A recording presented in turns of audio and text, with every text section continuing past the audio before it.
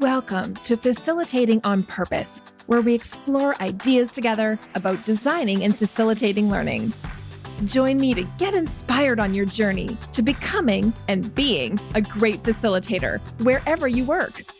I'm your host, Beth Cougler Blom. Hello, and welcome to the podcast. Thanks for joining me on this episode today. I'm really pleased to be sharing a conversation with you here with Dr. Suzanne Wertheim. Suzanne is a national expert in inclusive language, and she's written a book called The Inclusive Language Field Guide. It was published in 2023. I just discovered it, though. I was browsing my local bookstore not so long ago, and this book title jumped out at me. I picked it off the shelf and flipped through it, and it just became one of those books that I had to bring home with me, and I read it really quickly because what Suzanne talks about in the book is so relevant to, well, all of our work situations and all of our life situations, actually, but particularly if we're in the fields of learning design and facilitation, like we talk about in this podcast. This episode could have easily gone into 2 episodes because Suzanne and I did have so much to talk about. Of course, her book goes into so much more detail than we were able to get into in our conversation today, but I appreciated her being with me and taking the time to share her deep knowledge about inclusive language, and I hope you enjoy the show. Suzanne, so nice to have you with me. Thanks for joining me on the podcast today. Thank you so much for the invitation. I'm genuinely happy to be here. I'm happy you're here too. I haven't actually had too many authors come onto the podcast yet, maybe a couple. And I love books and I love to read, and I really loved your book. So I can't wait to dive in and chat about it with you more. There's something so unilateral about a book, and I think we'll talk about that later, like the idea of language that goes out to an unknown audience and how you have to prep for it. With a book, it's that times 1,000, right? And so I threw it out there in the world, and unlike a room where I can see people, or even a Zoom meeting where I can see a few people, I have no idea what the reception's going to be. So literally every single time people tell me that they enjoyed the book, it makes me so happy because I get so little feedback compared to how much I had to create it. It's true. You don't see that when I was in my local bookstore and I was perusing the writing section and, you pull these things off the shelf and something about it speaks to you. So yours is called the Inclusive Language Field Guide. And I recognize so much that inclusive language and being inclusive in general is a big part of my life and my work right now. And there's always new learning within that. So it did jump out at me. And I just can't wait to see what else you're thinking about inclusive language. Yes. And I also want to say, the people listening to your podcast, I don't think will be resistant. But here in the States, we're definitely at a moment of pushback, of rejection, of resistance.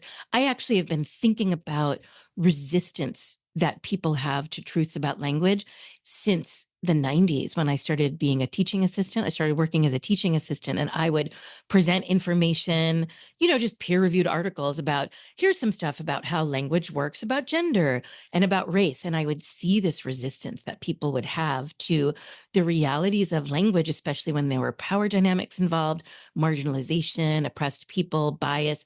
There would be a lot of resistance. So here in the US, we're getting resistance to words like diversity, equity, inclusion. So I do want to point out that there are other ways to think about inclusive language for people, especially if you want to talk to people who might be resistant. I want to offer you other kinds of framings like optimized language or customer-friendly language or user-friendly language or strategic language, because it's also all of those things. And a lot of people come to my book or come to my keynotes or workshops with presuppositions about what I'm going to talk about. And when I talk about things like parental status, or if you were an essential worker at the pandemic, or so many things that aren't about race or gender or sexual orientation, they're very surprised because they haven't realized how much thinking about who is in your audience needs to permeate all of your language use. They really thought it was much more limited and much more political. And it's not just about race and culture. I'm glad you said that because you're right. There's so many examples that you have in your book that go far, far beyond just race and culture, don't they? And I think just as a woman that's in my middle age, that there are things about language that I consistently uncover for myself too, even about being a woman in the world or how people talk about women. Like there's so many things that it's a broad brush that you've tried to bring to this topic, right? It's very big.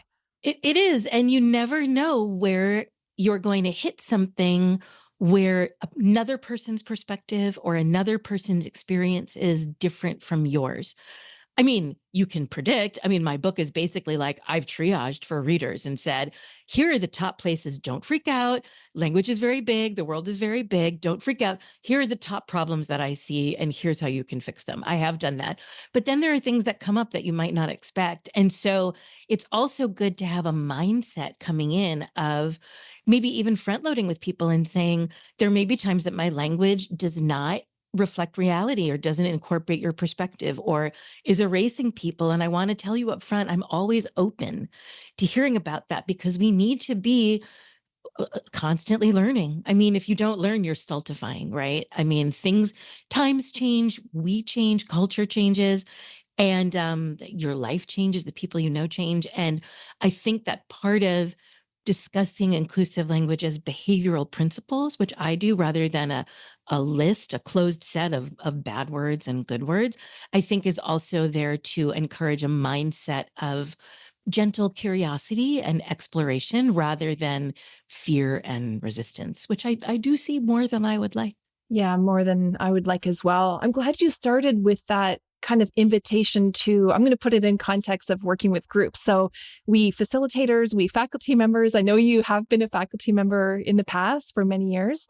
So even when we start working with groups and stand up in front of that class, you're saying, let's make an invitation. Okay, if I say something that doesn't work for you, please come and share with me about how I could do this differently. Or that gentle curiosity is a nice way to look at that, because we can never nail it 100% of the time with our language, can we, as things evolve and change? And there are things where you're at a great advantage with written communication because there's the time.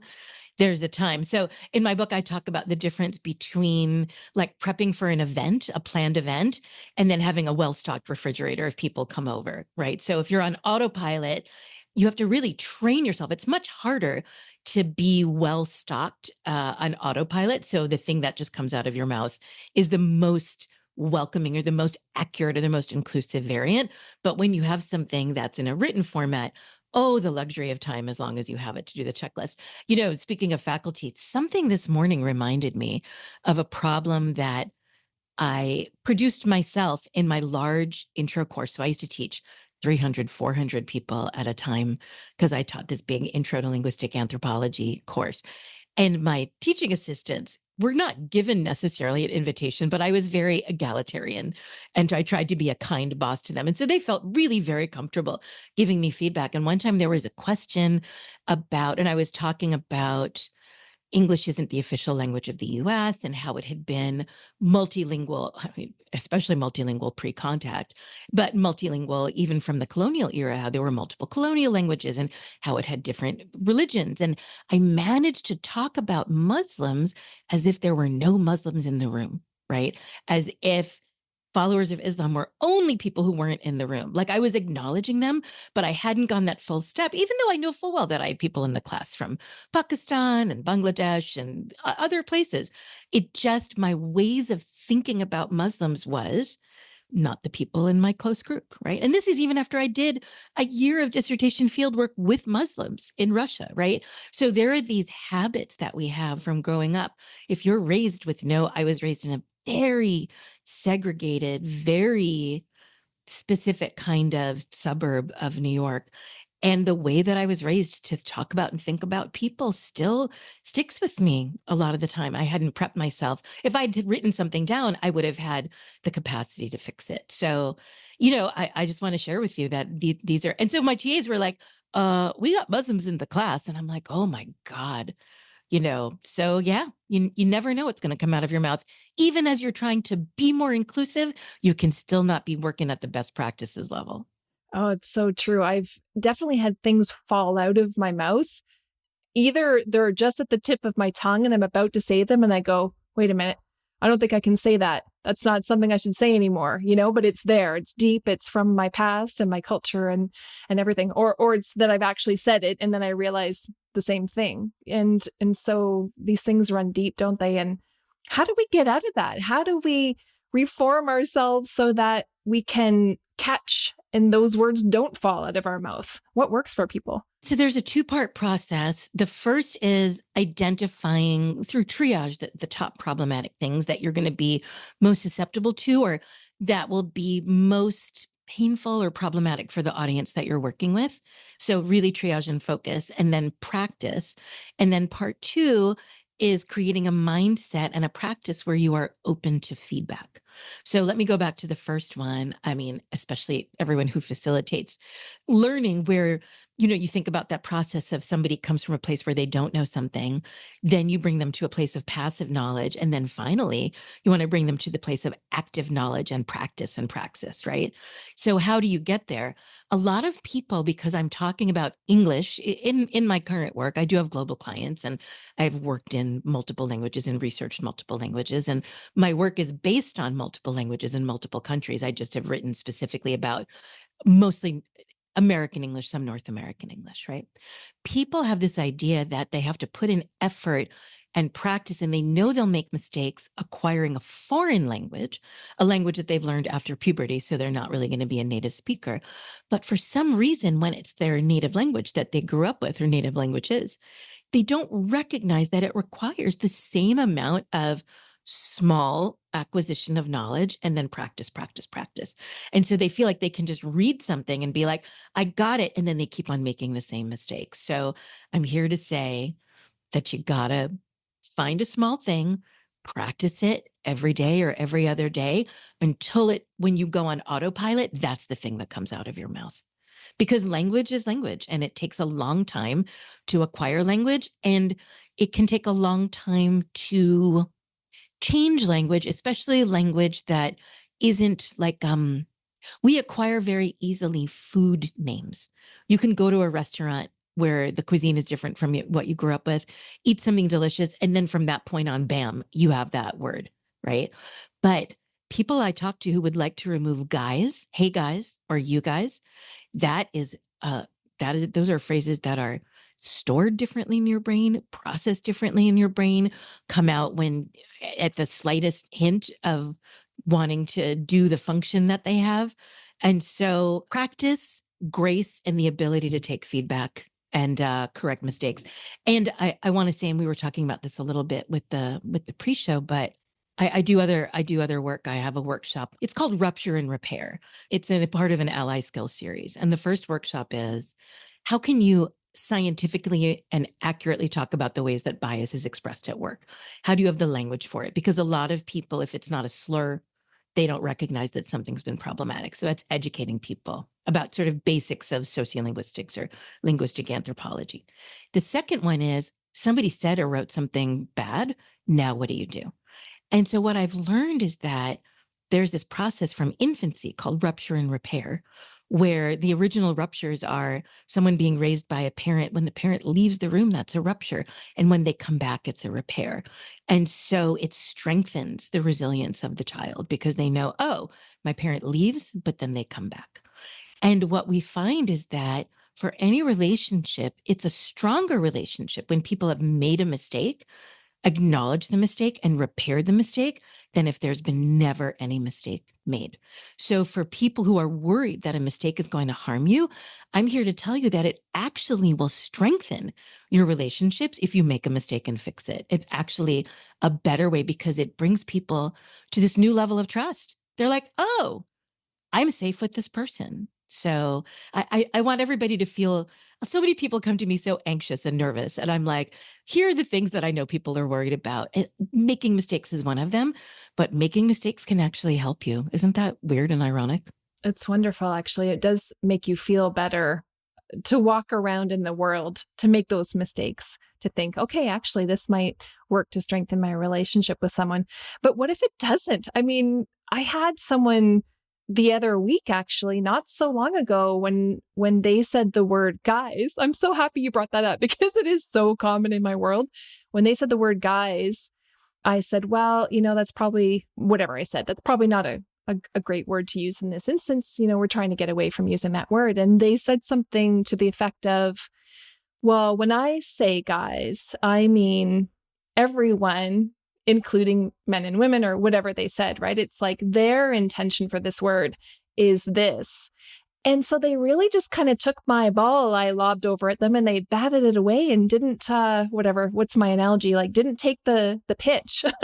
And it didn't seem like it was going to integrate into their vocabulary from that point forward. So what do you do? Do I go back to them and kind of keep going? Or maybe I didn't say it effectively in the first place? Because not everybody is receptive, are they? No. And so I just gave a talk the other day where I front load with the two most common objections, right? I'm like, let's get them out of the way right up front. I don't say that, but I mean, they're right at my deck, right up front.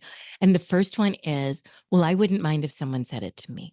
And so, and I don't even get to intent versus impact, but very honestly, in this year of 2024, when we are recording, intent versus impact is a pretty commonly known thing, which is that your good intentions don't matter if your impact is bad. And so that's why I talk about optimizing language or being strategic with language or empowering people to recognize when their language isn't doing the work they think it is and doing, I'm even calling it, I just wrote a newsletter this morning, a systems upgrade, right? We're upgrading and updating all the time our apps, our operating system, our software, because there are components that are clunky, that are out of date, and they're giving results that we don't want. So we need to do an update.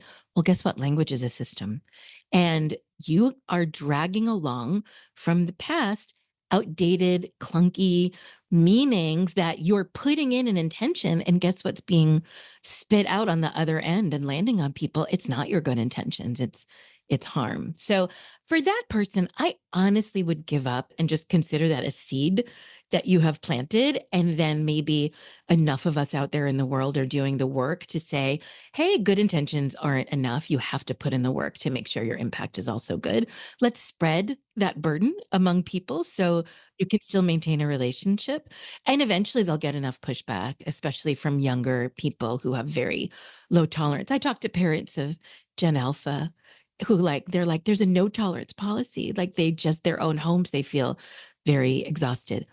I'm going to give one caveat to guys, and I need to research this more. Oh, maybe I should go on a field trip. I'm talking to more Canadians lately for whatever it is, just because of my work. And somebody made a strong case that there are Quebecois people who are using guy in a way that is genuinely gender neutral. I've got these semantic tests where you can test to see. So like one I use very commonly is I show a picture of somebody who's very male presenting with a long beard and who's wearing a suit and a tie. And then somebody next to him is very female presenting, right? So wearing a necklace and a skirt and long flowy hair. And so the heuristic, the semantic test that I talk about is if I'm standing across the street from these pictured people and I say to my friend, who's that guy at the table over there? My friend does not say, which guy do you mean, Suzanne? Do you mean the guy on the left with the beard and the suit? Or do you mean the guy on the right with the necklace and the long hair? Because we know that when I say that guy, I mean the male presenting person, whatever their interior gender identity is. They look male, right? And so that's what I'm talking about. But it turns out that people know people in Quebec who are not like that would pass the test. Like the way that they're using guy, their friend would be like, and maybe code switching between English and French, but their friend would be like, oh, which one? Right? So I want to acknowledge that there is a chance that guy will become gender neutral, but at the present day, for most speakers of English, guy is reading as only masculine. And if you want to make sure that you are not alienating people who are sensitive to the word guy, who feel very marginalized or left out, either because they're female or they're non-binary or they're transgender, and so they want to feel included, and the world that presents masculine words as if they represent everybody makes them feel excluded. There it is. Let me throw in one more example from another language. At my book launch, a friend of mine told me about a German friend of his who's now bilingual. Well, Germans are so often bilingual in English, but she had come here to study. I think he knew her from college. And she said that the word reader is masculine, grammatically masculine in German. And when a book addressed a reader in German, she never, ever felt in all of her years that it was addressing her. And she only felt acknowledged as a reader when an English book, which did not mark gender, addressed. So people think, oh, it's just semantics, or, oh, everybody knows I mean everybody. But I'm here to tell you that there are people who feel very consistently alienated and excluded. So why not make a tweak so you don't upset them? Yeah. And that's the impact piece you were saying. So as long as we all collectively keep working and saying things about the impact that our language has, we might not think. I actually don't mind when people say guys and I'm included. It doesn't really bother me. I guess I'm of a certain age, but for someone else, it really does. And so it's that impact piece. You're right. We don't want to cause harm with that. It seems innocuous. It really isn't, is it? We are talking to people who probably aren't in sales, but I have 3 sales stories that involve guys tanking sales or almost tanking sales until somebody is told to fix it and go back in the room because of who's in the audience. I mean, sales that are $4 million and took 6 months to set up. And someone says he and guy, and that deal is tanked because of who is in the audience and who is a decision maker. So the impact can be a real hit to your organization's bottom line. Sometimes people think that inclusive language is just about feelings. And I'm like, let me delineate for you, organization with which I'm working, the ways that problematic language is causing you to hemorrhage money. And everything that you address is another way for you to not lose money. Well, let's think about another example. I mean, I was listening to or watching a video, I think it was, coming out from BC campus here in BC a year or so ago. And they're an organization that supports all post-secondary in British Columbia. And there was an Indigenous woman saying something like, when there was no territorial acknowledgement from the instructor at the start of a class, she left the class, never went back. And so sometimes we only get one chance, don't we, to have that was adding in language. It wasn't making a mistake, was it? It was forgetting or omitting to say something that it is about feelings, but it's about belonging, who's welcome there, who's not, all sorts of things. And so, she gave the person one chance and they didn't take it and she left. And so that person, that faculty member doesn't get that person in their class, doesn't get to benefit from that person's inclusion in their class because they omitted that one thing, which was very big. I think that erasure is probably deep down the most painful violation of inclusive language that I find, erasure. And I've done some work with California natives. And I don't mean blonde people who surf. I mean people whose ancestors lived on the land where I'm sitting long before people of European descent came, right? So natives. I see so much erasure all the time. And I would talk to people when I was volunteering for what's called language revitalization. How do you get people access to materials, help them read the alphabet that linguists use, help them put together a prayer in the language that they're not as fluent in as they would like to be by using grammatical resources or recordings or whatever, right?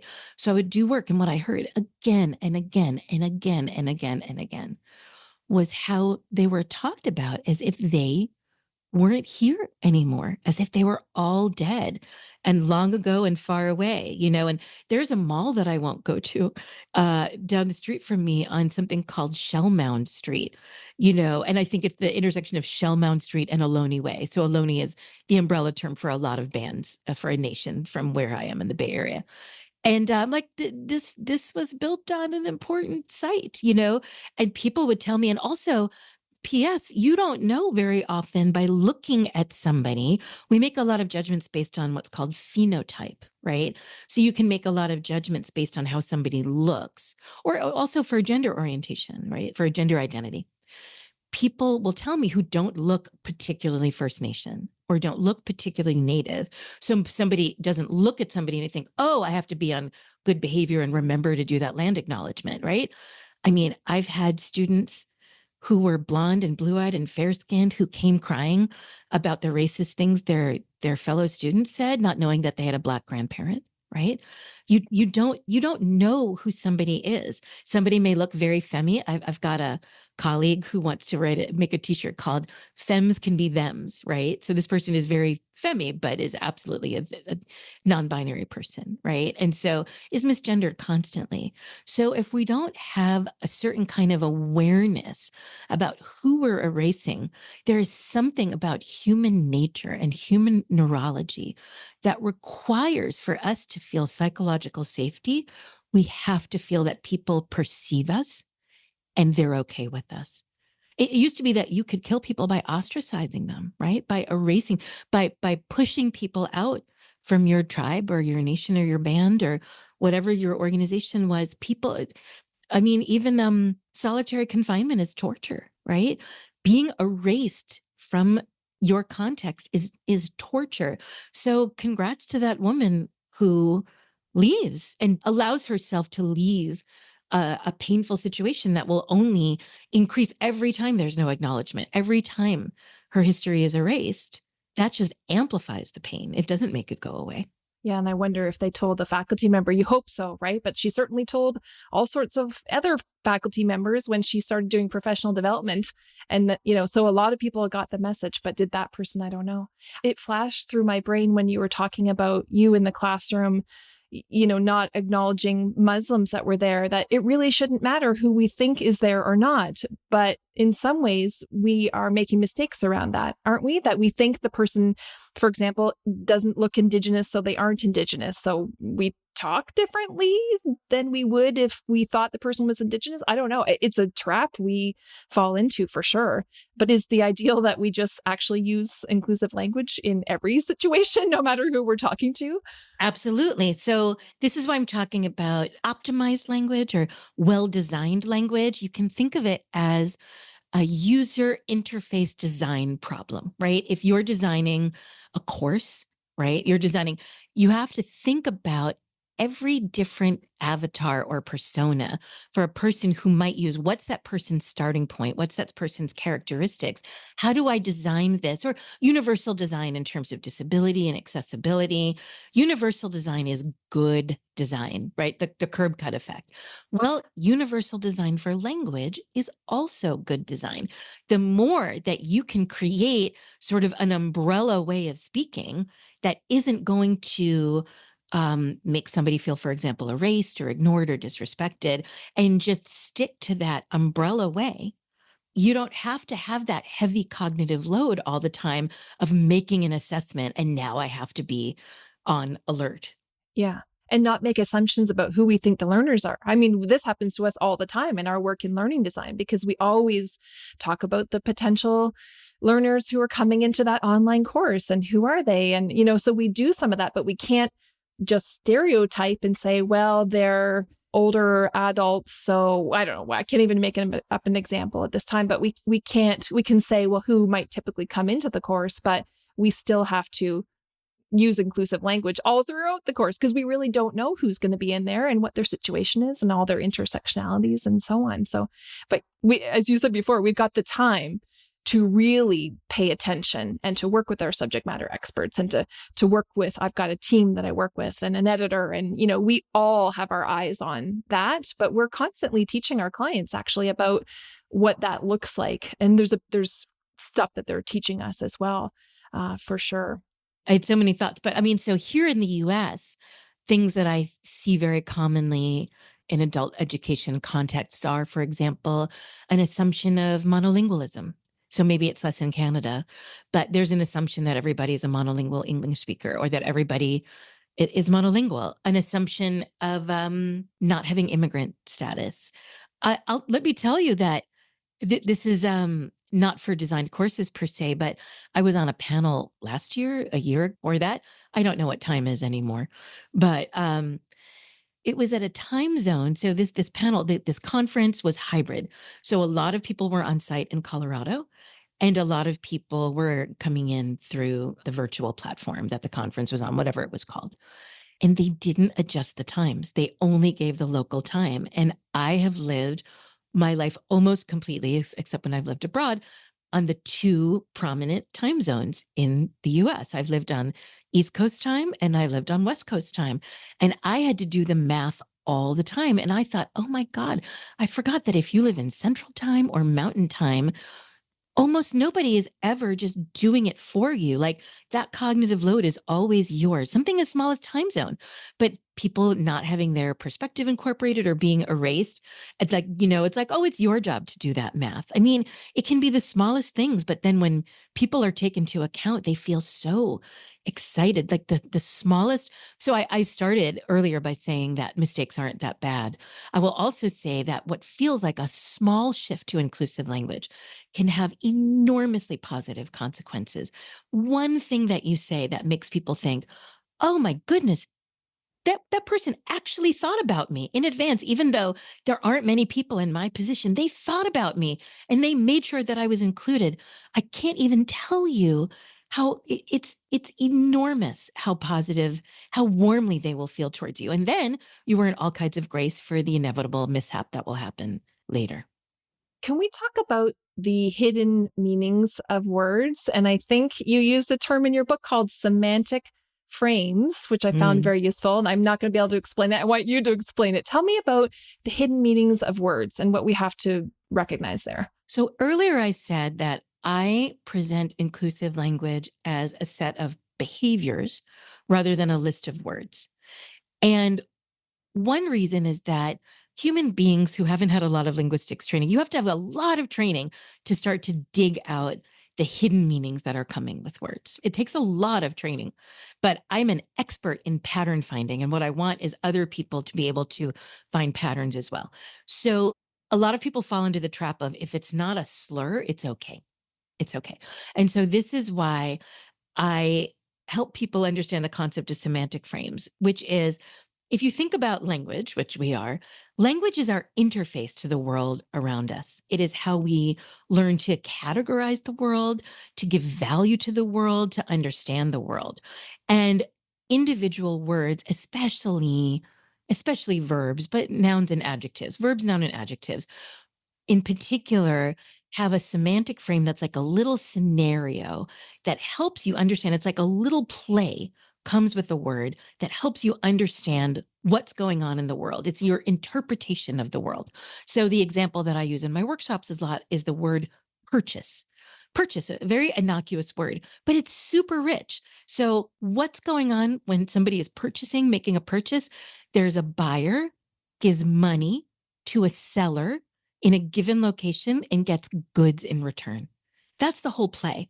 So a semantic frame is just figuring out what's the tiny play that's invoked when you use the word. So the thing with semantic frames is they help us find those, some, not all, but some of those hidden meanings. When you start to play out a scenario, you start to understand in particular double standards or why a word that feels okay to you might not feel okay to somebody else. A word that I use all the time to talk about this, and I use it for a different thing in the book, but it's the word exotic. Exotic is a word that is about faraway people, places, cultures, foods, things. But there are a lot of people in this world who are called exotic when they are at home or in a location where they belong. I am one of those people. Your listeners can't hear me, but I am ambiguously ethnic. I've been ethnically misidentified since day one in the incubator. And so I am technically white until the 2030 census when I get to be Middle Eastern North African. But in the meantime, people have misrecognized me as a person of color since literal infancy, literally day one of birth. And so I am the kind of person, and I also am female and very femme presenting. And so I am exactly right in the bullseye for who gets called exotic, right? And so for me, the semantic frame of exotic, shouldn't apply to me because people who have grown up 15 miles away but look white meet me and then will call me exotic. And I'm like, but your grandparents were immigrants and my grandparents were immigrants. You grew up in this town on Long Island. I grew up in that town on Long Island. Like, to my mind, we are functionally equivalent. But because of my phenotype, because of my appearance, they keep on categorizing me as different. So that's a good example. I think another example of hidden meanings is, and I talk about this in the book, I dedicate a whole chapter to it, but a word that's so fraught with danger is professional. So for anybody who is facilitating a course about workplace behaviors or anything that involves the word professional, I implore you to be very, very careful, because it can be weaponized against people, because the hidden meaning of professional in, I'm going to say North America, I've got enough Canadian data. Well, English speaking North America, I don't have Mexican data. I want to be very precise, is that it's people who professionalism is defined according to white, male, middle class, and higher norms of behavior, rather than more granular things like showing up to meetings on time, delivering work that doesn't have mistakes because it's been checked. There are ways that you can define being professional in a very granular and very precise way. But very often, what I find when I go into client sites is that professional is being used to tell people who don't match the norms. Maybe they speak in a different dialect that isn't the standard American English or standard Canadian English. Maybe their hair isn't straight. Maybe their hair isn't a color that people are born with. There are all kinds of ways that things are told to people as being unprofessional when they're not. It's actually a bias and a cultural judgment. So the more that you can unpack the semantic frame of what professional actually means, what's a real scenario where people are being professional, and then compare that to the critical feedback, the more you can dig out the nuances of how somebody is being biased rather than giving actually useful and actionable feedback to somebody. And I know you said you don't really want to give people a list in some ways of kind of alternative words to use, but you do in the back of your book have that. So is it problematic to have that list of inclusive words in there? Or is it, I don't want to put you on the spot there, Suzanne, but it's like, it's very helpful for things like that. I looked up professional and it's not in the back of the book in that section, but there are other things in there such as crazy or insane or those types of words where we just kind of slough them off and go, oh yeah, that's a crazy situation. But you're giving people more precise language to use as alternatives. Can you say more about that list and kind of why you put it in there? We're calling it a list, but I'm going to call it like an inclusive thesaurus, right? So it's an alphabetical order, a list of words that I have seen match my definition of problematic language in one way or another. And then I'm giving, at the time of writing, some potential alternatives, but I'm always saying, find your own. As long as they meet my criteria, as long as they don't violate these principles, they're okay. So I stand by the furthest left column, which is the list of problematic words. There is a chance that other words will not be as inclusive later, because around sensitive populations, sensitive topics, we find language changing all the time. And when there's a stigmatized group, words used to talk about that stigmatized group themselves become stigmatized and have to be replaced.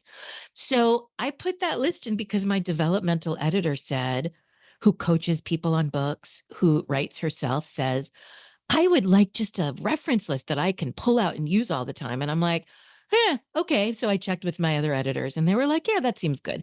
She said to me, this will change the book from being on a bookshelf to being in a desk drawer where people can pull it out because when they're not really sure.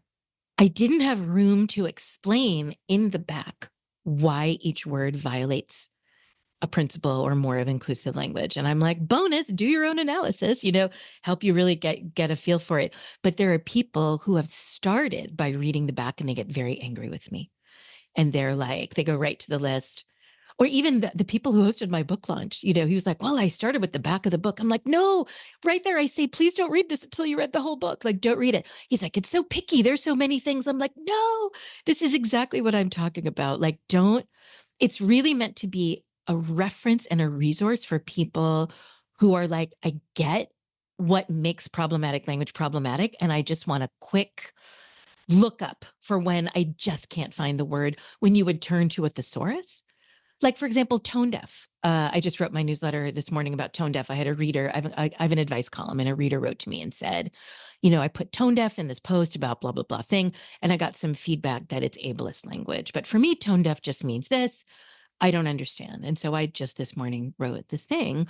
And so I'm pretty sure I've got tone deaf in the back. Yeah, you do. I saw it in there. Yeah. And I'm like, here are other things you can say. And I went through I try not to be too long, but this careful explanation that says, the thing is that tone deaf says that if people have this neurological disorder, it equates some kind of hearing disability with bad behavior, right? But hearing disabilities and bad behavior should not be linked, because people with hearing disabilities can behave perfectly well, and people who do not have hearing impairment can behave very badly. So there's no correlation between a physical disability and poor behavior and poor judgment. So we want to cut that link. And so that's why instead of saying tone deaf, whatever suggestion I had, there are other alternatives. But what I say to people is just find a thing that you feel better about, like I'm caring about impact. Sometimes it's going to be longer. With mental health words, it's not as juicy. It's not as strong. I always apologize to people. I'm like, I know crazy and insane and psycho. They're juicy words. They really have an impact. I'm like, but part of the social contract is compromise. And there's such negative impact with these mental health terms that we're using so loosely. There's such negative impact that just making this small change to something a little less juicy, but not harmful, it can be painful, but it's just so much better overall for us as a culture. Yeah. And it's not about us, is it? It's not our need to have a juicy word that should take precedence over someone's thoughts and feelings about themselves, for example. Like it's not as important, is it? For sure.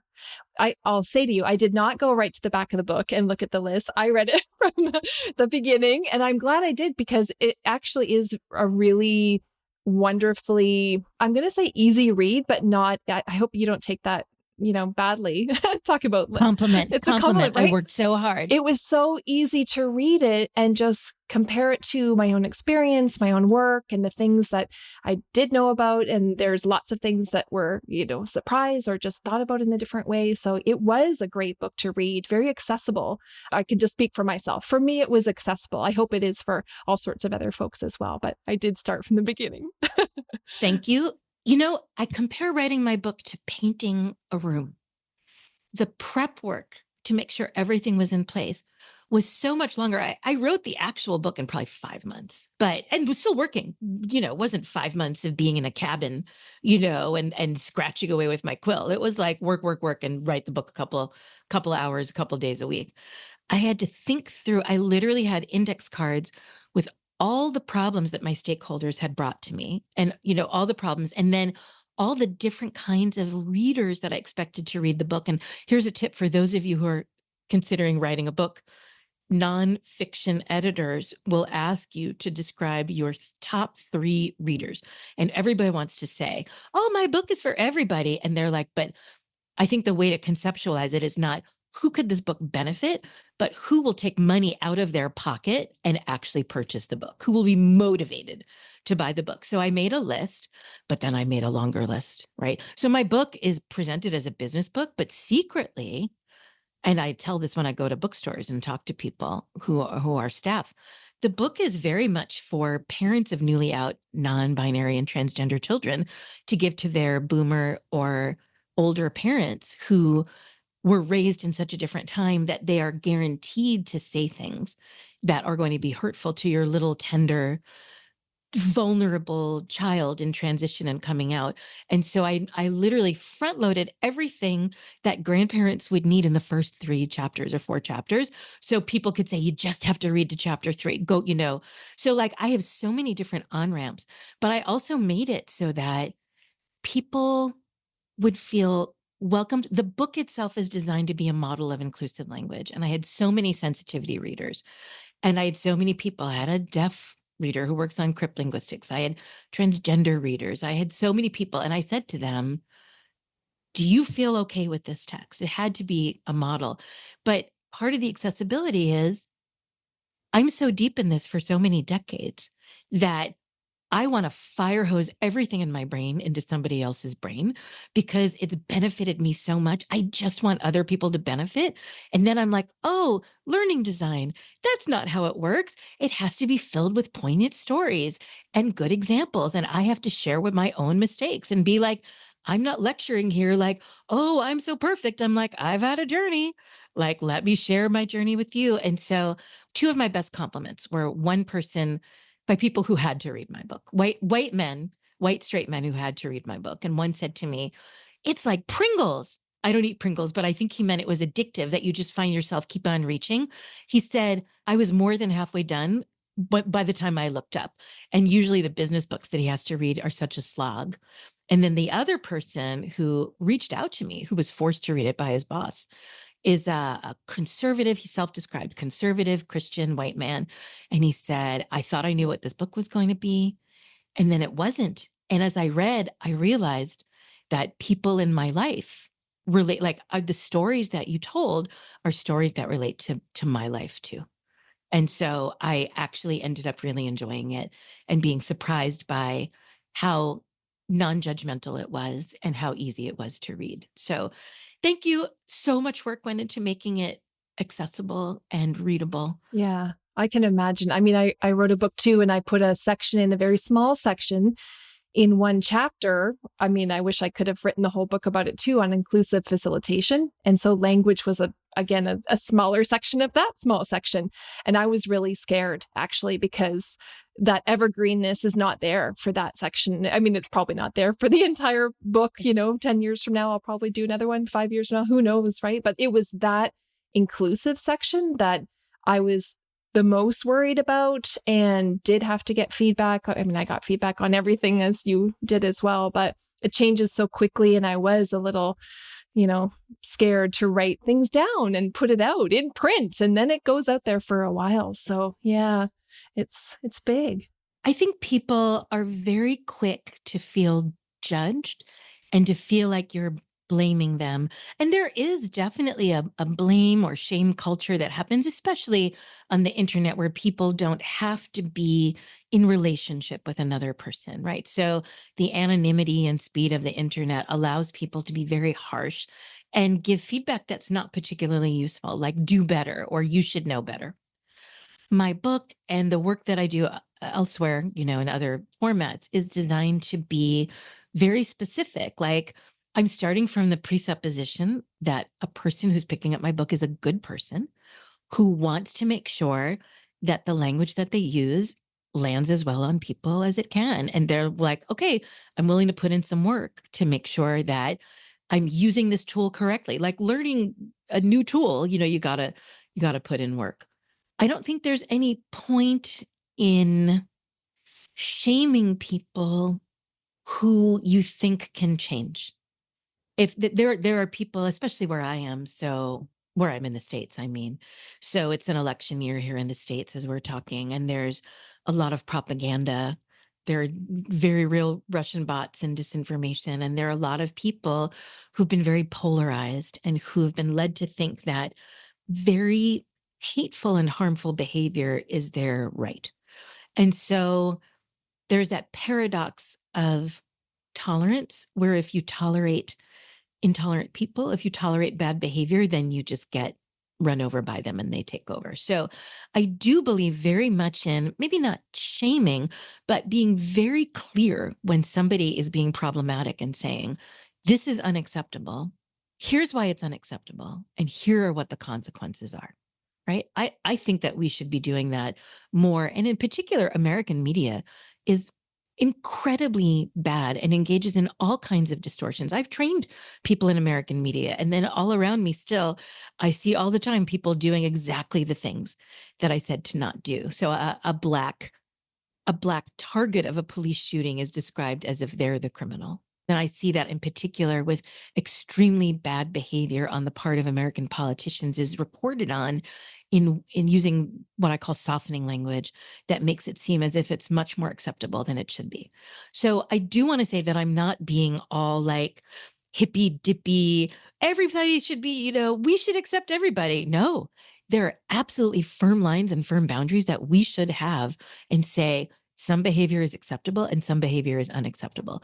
But for a person who hasn't been invited into this conversation yet or has been reluctant for some way, I find it's with all learning design, right? Don't you want to make it tasty and appealing and say, I know some really cool stuff that's super useful. Do you want to learn it?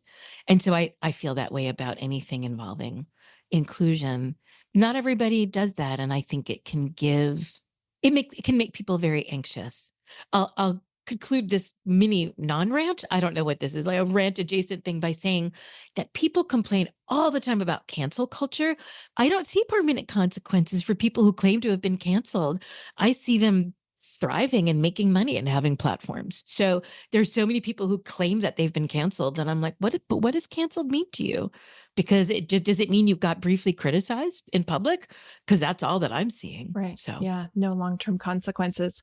I'm glad you mentioned media, because I was thinking, oh, as people that work with groups in classrooms or wherever we happen to be working with them as teachers and facilitators, we could think this is just verbal stuff that we have to watch out for. But no, the time you take that newspaper clipping, whether it's electronic or paper, and put it in front of a room, and you don't think intentionally about what that headline says and the language that's softening or whatever it happens to be in there. I mean, there's so much that touches those of us who design and facilitate learning that we have to think about, isn't it? And especially, don't even get me started on online courses. We already talked about how much work it is to write things down in a really inclusive way, universal design way. There's a lot, isn't it? So we just have to be ever conscious and ever aware of every aspect of our work in this way. Well, that's why always meant to be at the end of my book was an inclusion checklist template that people can use, like a pilot safety checklist, right? So to go through before takeoff, before your comms take off, before your course takes off, before your workshop takes off, when it's been written, to run through the template or create a checklist specifically, because not everything will be relevant. So I have a large thing, but make sure, do you have an intake form where people are self-identifying? Like, people don't think of intake forms, but intake forms can be places of great trauma for people who don't see their honorific represented. So there isn't like an MX, which is pronounced mix or mux, depending. Or there's I filled out so many things. I just was in Belize, and for my immigration form or my customs form, it only gave 2 genders. There were so many things that I'm like, well, I'm not going to correct the Belizean customs form, but I'm correcting forms all the time. It's just, there's so many places where people are erased. Oh, just for names, like the programming of what names people can enter. So I was reading recently in Florida, we have a thing where if money is owed to you at a certain point, the state makes, like, you've left money behind, like, I don't even know where it comes from, but the state will make a list and then you can check and see what you're owed. In the state of Florida, somebody had a screenshot where somebody with the last name, I want to say NG, but it might have been Lee, Li, was rejected because the people who had programmed assumed that all family names have 3 letters or more. And so it was rejected as an error. So anybody with a 2-letter last name, which is millions of East Asian people. I mean, oh yeah, millions. Ying would be a very common name, probably. Sure. Yeah. Or Yi, Y. There's so many common names like that, and they were being denied access to their money that they were owed because of a programming decision. So I think of it as we're sitting. I'm sort of overlooking my front yard, which is very small but very problematic. I just can't figure out how to work it. And one problem is, no matter how much I weed, I feel like there are always more weeds, right? And I feel like it's the same thing with text. Like, you have to go through and run check after check and weed out. It could be even just one small word that you're like, uh-oh. I mean, people talk about pronouns and they think that people just mean she, he, and they. But I talk about we and you and anybody and everybody, because there's so many ways that those people who aren't on the alert for how pronouns can be erasing people or excluding people will use them willy-nilly, not thinking through who is and isn't being included or left out when somebody says we all or you all. And it's like, but is it everybody? Do we all have that? So it makes me think that it's just an argument for not working in isolation ever, right? Like, even if we are a solopreneur and we're doing facilitation work or whatever type of work we're doing, we have to get people to work with us to help us see things we can't see, right? Whether it's an editor or a colleague or a whoever, we're better together. A monoculture is inherently weak in agriculture, in business, and diversity in plant and animal life, diversity in human experience and human identity groups is only, I mean, especially it's so helpful when it comes to inclusive comms, because you're not, and this is why I eavesdrop a lot on internet conversations and why I'm loath to remove myself from former Twitter, ex-Twitter, because it's been a place where I'm able to eavesdrop on conversations that alert me to things that I never would have known. And now suddenly, even though I'm by myself a lot of the time in my office, I still have access to things. But when it comes to stuff that is especially very public, I always have to run it by people because they always find something. And I'm literally a high level expert and I'm still missing things. Language is incredibly complex. It takes a very long time to learn how to speak a language grammatically, and it takes even longer. And speak includes write, and not everybody speaks an oral language. So when I say speak, I include signed languages as well. So it takes a very long time to learn how to speak grammatically, and it takes even longer to speak appropriately. Think about how old children are before they stop being super inappropriate, right? Oh God, then you get the teenage years. So it may be a really long time, but we're always trying to figure out what the subtext is, what the context is, how to be appropriate. So you're guaranteed language is so complicated. The rules are so shifting and so complicated and so malleable and so different for other people.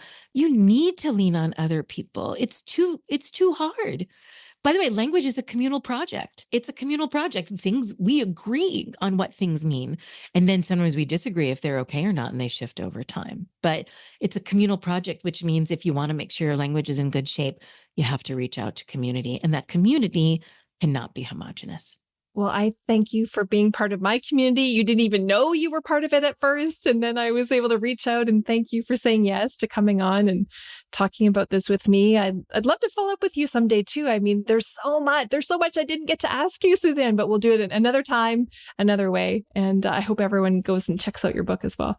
Thank you so much. I agreed right away to be on your podcast because I knew we had so many points of intersection and we were thinking about so many of the same things. And I knew we'd have a fun conversation. And I hope your listeners enjoyed hearing it as much as I enjoyed speaking with you. I mean, how could they? But I really had a great time being here with you. Thank you so much. I really appreciated my conversation with Suzanne because she was just so real around discussing this topic with me.